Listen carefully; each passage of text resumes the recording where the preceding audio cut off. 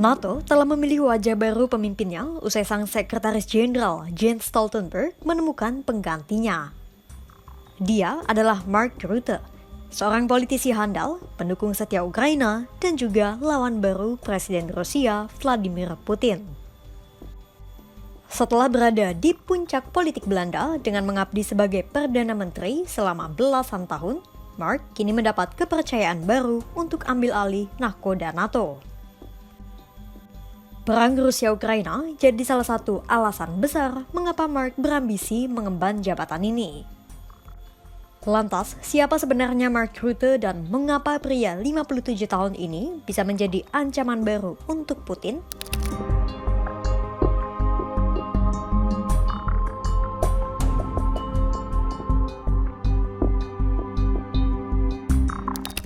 Mark Rutte lahir di Den Haag, lulus dari jurusan sejarah, pernah menjadi manajer HRD Unilever, sampai akhirnya menceburkan diri ke dalam politik menjadi Perdana Menteri.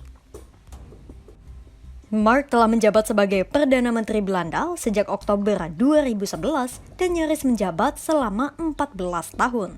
Membuatnya menjadi Perdana Menteri Belanda yang paling lama menjabat.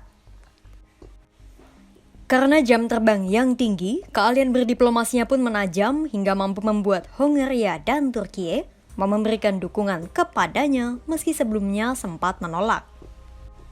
Tak hanya Hongaria dan Turkiye, usai menjadi sekjen NATO, Mark juga harus menaklukkan ancaman Trump yang ingin menarik Amerika Serikat dari NATO. Jika niat Trump itu berjalan mulus, Amerika Serikat tidak akan melindungi sekutu NATO lainnya yang memiliki anggaran pertahanan yang kecil.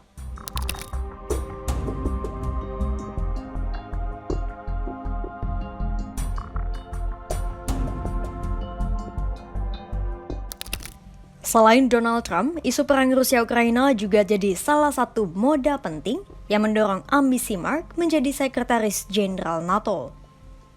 Dukungan penuh Mark kepada Ukraina dimulai usai insiden jatuhnya pesawat MH17 di Ukraina pada tahun 2014 karena tertembak rudal buatan Rusia.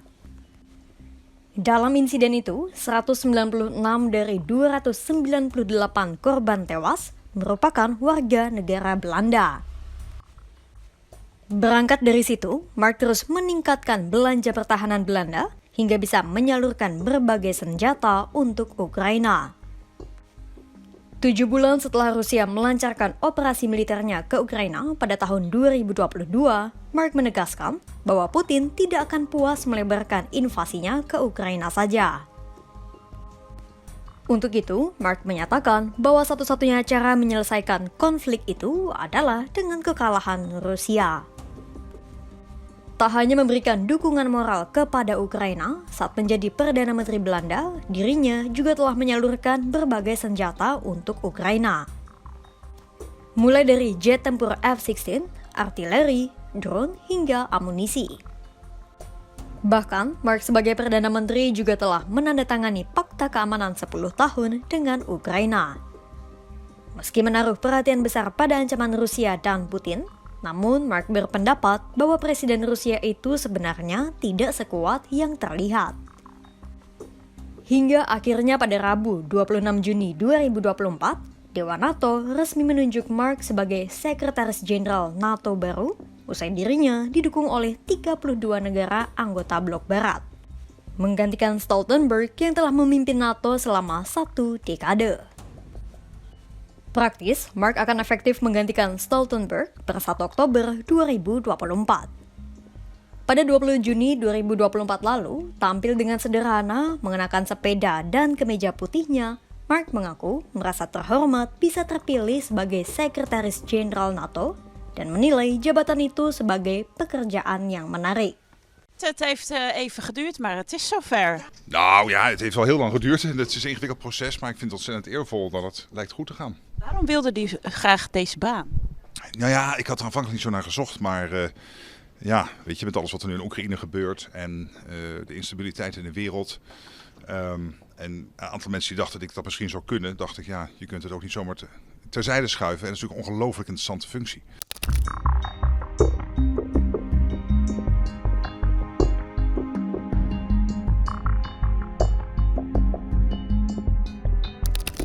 Menanggapi majunya Mark sebagai sekjen baru NATO, jubir Kemenlu Rusia Maria Zakharova menyatakan bahwa dalang dibalik pemilihan Mark tetap saja Amerika Serikat. Sementara negara-negara anggota NATO lain tidak memainkan peran apapun. Hal itu seolah mengindikasikan bahwa kepemimpinan Mark di NATO ke depannya akan selaras ataupun tergantung dengan Amerika Serikat.